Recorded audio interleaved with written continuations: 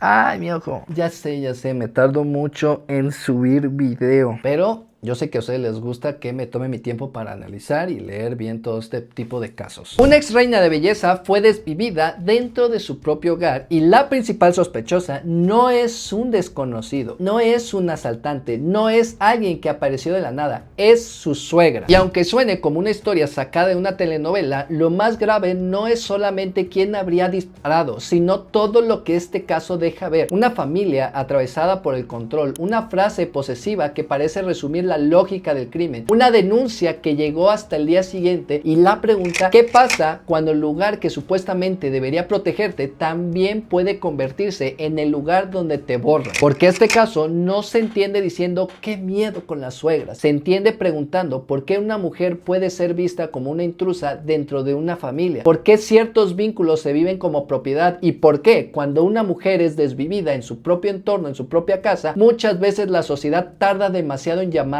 por su nombre. Y el día de hoy vamos a hablar del caso de Carolina Flores, pero no como una polémica más de internet, sino para entender cómo la violencia también puede esconderse detrás de palabras tan normales como familia, amor y protección. Pero antes, dime qué opinas tú sobre este tema, déjamelo en los comentarios para saber si tenemos una perspectiva similar o hay algo que no estoy viendo. De paso, suscríbete a este canal, activa la campanita de notificaciones y no te olvides de inscribirte en el diplomado de psicología social aplicada que estamos impartiendo junto con el Instituto ISER. Si quieres más información y descuentos, mándame mensaje por Instagram para ver de qué manera puedo echarte la mano. Ahora sí, lo que corresponde. Hola, para quien no me conoce, yo soy el Profeta Amantes y para quien ya lo haga, hola de nuevo, yo soy psicólogo de profesión y actualmente me dedico a la docencia. Es por eso que estoy aquí con ustedes compartiendo un poco de mi experiencia profesional a ustedes que son psicólogos, estudiantes de psicología o gente ajena a la psicología que busca aprender de una manera fácil, sencilla y digerible.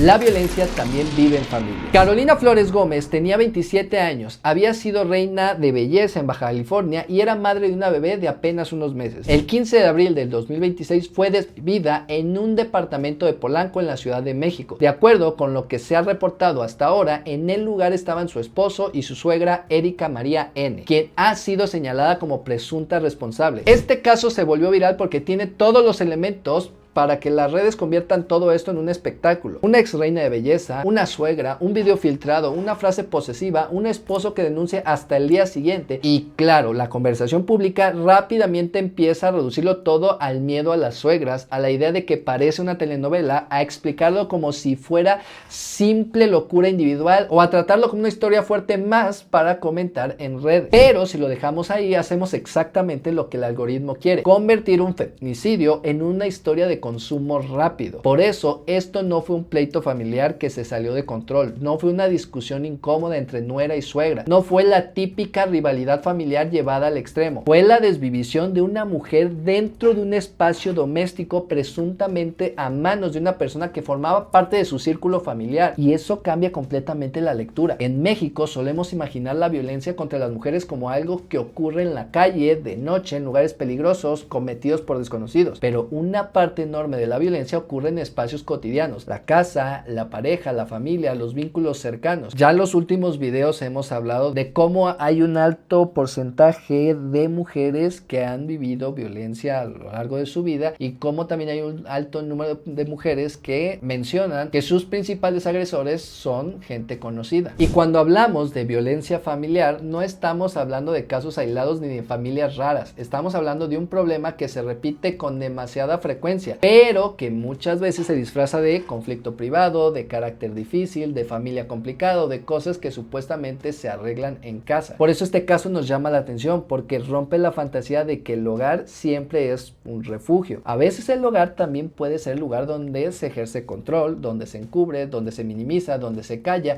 y en los casos más extremos donde se mata. Es más, y aunque suene feo o muy crudo, estoy seguro que más de una persona que está viendo este video ha vivido situaciones de miedo que podrían contar aquí, y que no hace falta que lo haga, pero que podrían demostrarnos que no es un invento para culpar a hombres, a tu tía o a tu suegra, sino que es una realidad tan cotidiana que a muchos deja de impactar. Ya nos da igual, parecería. Pierre Bourdieu nos diría que muchas formas de dominación no funcionan solamente porque alguien da una orden directa, sino porque existen jerarquías normalizadas dentro de la vida cotidiana. La familia no es un espacio neutro, también tiene relaciones de poder, expectativas, lugares asignados y formas de autoridad que pueden reproducirse sin que la gente las nombre como violencia. Y ojo, esto no significa que toda familia sea violenta ni que toda suegra sea una amenaza. Eso sería bastante absurdo de asegurar. El punto aquí es otro. Cuando dentro de una familia se normaliza que ciertos vínculos son propiedad de alguien, que ciertas personas tienen más derecho a decidir que otras,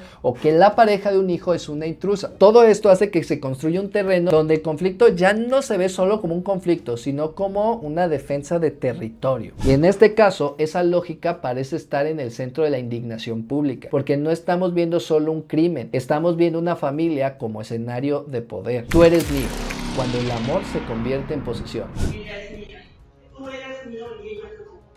Qué barbaridad. Uno de los elementos más perturbantes del caso justamente es la frase que acabamos de ver, en donde dice: tu familia es mía, tú eres mío y ella no. Esa frase, hasta donde investigué, está confirmada dentro de la investigación y es brutal o es muy cruel porque resume una lógica de posesión. No dice: estoy preocupada por ti, no me gusta tu relación, tengo un conflicto con ella. Dice: tú eres mío. Por eso el caso no se queda solamente en una historia de violencia familiar, también nos ayuda a ver cómo algunos vínculos se viven como si fueran propiedad de alguien. En muchas familias tradicionales todavía existe la idea de que los hijos, incluso adultos, siguen perteneciendo emocionalmente a los padres. No en un sentido legal, obviamente, sino en un sentido simbólico, como si haber criado ese hijo le diera a la madre o al padre el derecho de decidir qué le conviene, quién debe estar a su lado y qué lugar debe ocupar su pareja frente a la familia de origen. Socialmente se nos enseña que la familia debe estar por encima de casi todo, que a la mamá se le respeta siempre, que al papá no se le cuestiona, que a los hermanos se les defiende, que los problemas familiares no deben de salir de casa. Y claro,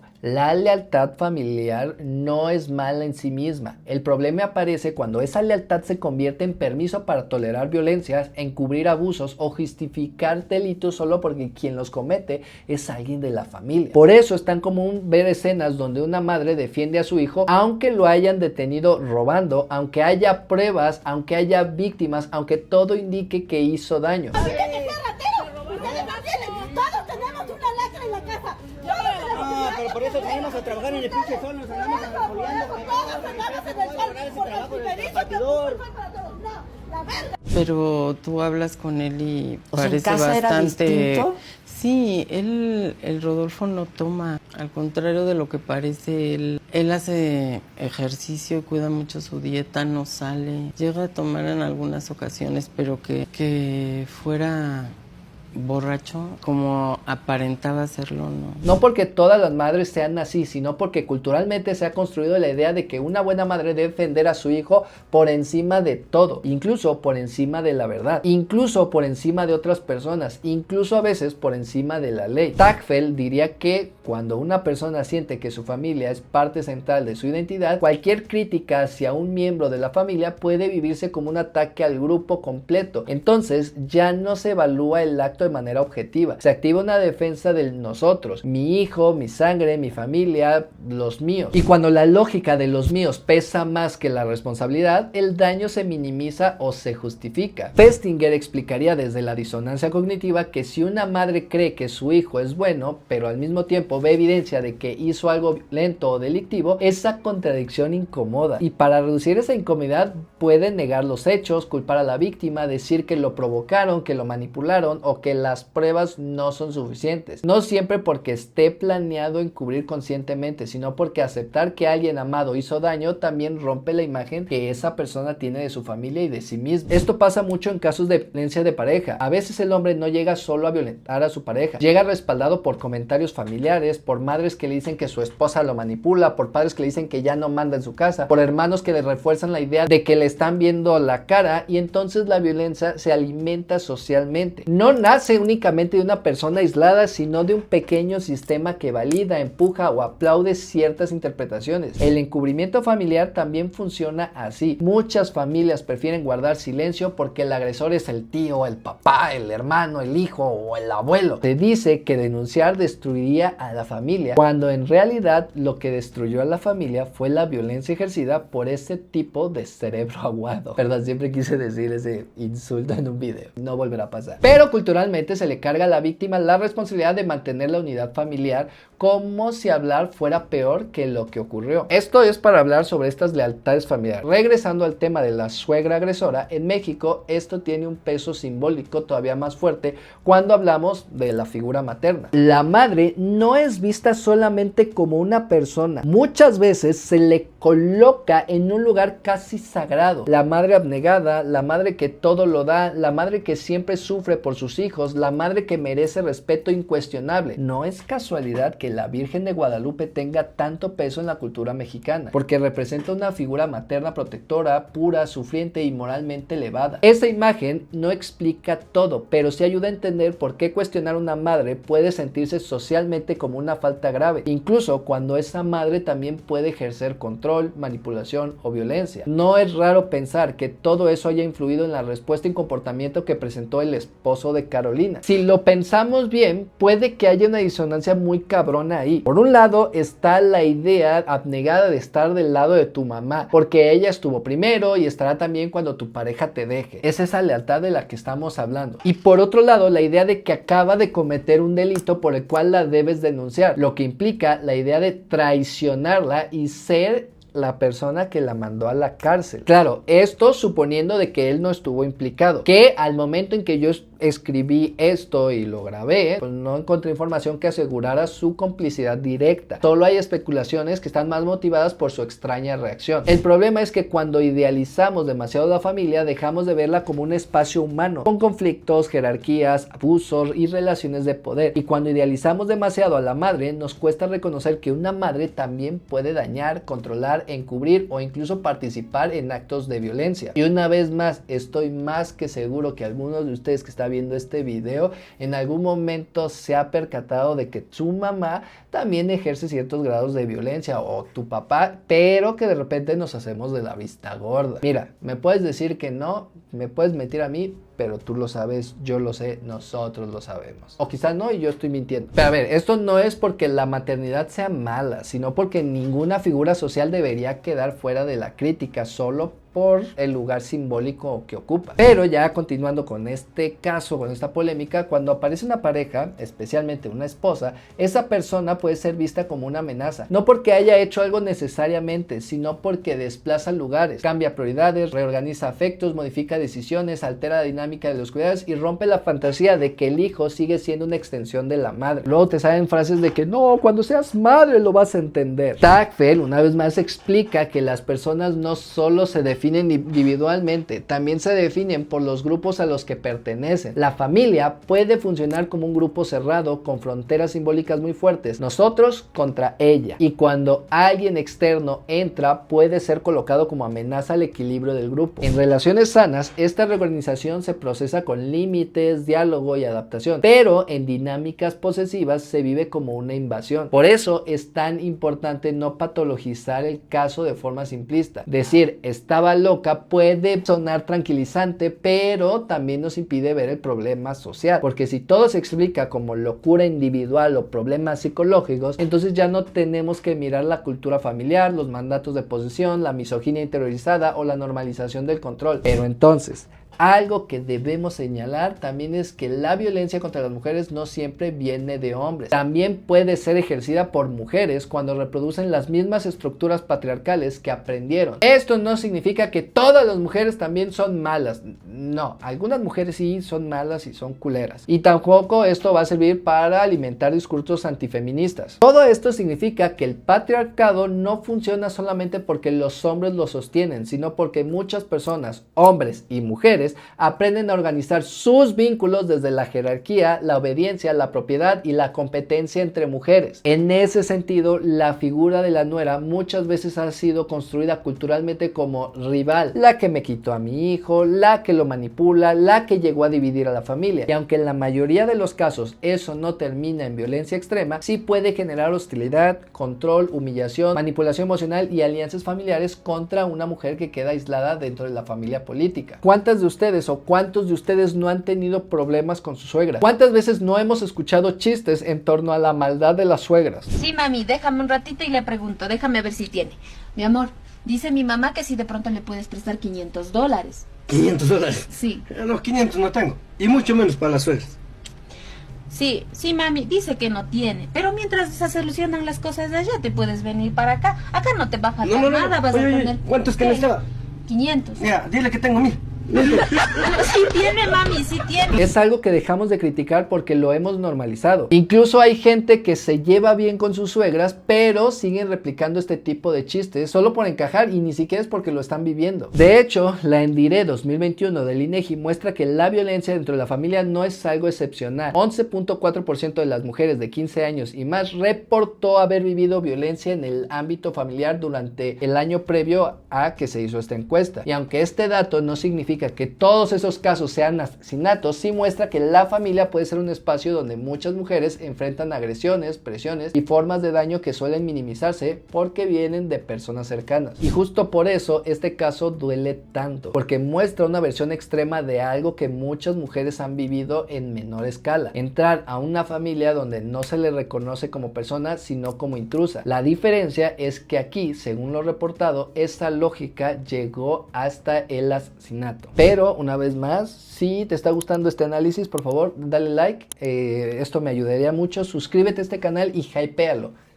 ¿Ya lo hiciste? Muchas gracias. La importancia de investigar el caso como feminicidio. En redes sociales a mucha gente le cuesta trabajo entender por qué esto se trata de analizar como un feminicidio, y más por la idea de que fue una mujer quien lo perpetuó, porque en su cabeza solo cuando un hombre lo hace es cuando adquiere ese título. Pero a ver, vamos a aclarar algunas cosas para que no nos vayamos por esa línea y perdamos el foco. El feminicidio no se reduce a que el agresor sea hombre. Se refiere a la desvivisión de una mujer en un contexto donde existen razones de género, relaciones de poder, violencia previa, odio, control, abuso, indefensión, exposición del cuerpo, violencia sexual, vínculos familiares o condiciones que muestran que el asesinato no puede leerse como un homicidio cualquiera. En este caso, la investigación tendrá que determinar jurídicamente qué ocurrió, pero socialmente sí hay elementos que nos llevan a mirarlo con perspectiva de género, aunque te estrese esa palabra. Una mujer asesinada dentro de su hogar, una relación familiar atravesada por poder, una posible frase de posesión, una presunta agresora que la coloca como alguien